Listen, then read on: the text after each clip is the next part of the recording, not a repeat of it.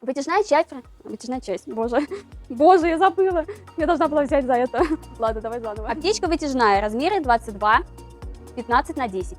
Сверху и снизу утяжки для регулировки объема. Также в верхней части скрутки имеются ячейки моли для расположения подсумка с турникетом и ножницами. В комплекте не идет. На фасаде велкро для патчей. Вытяжная часть.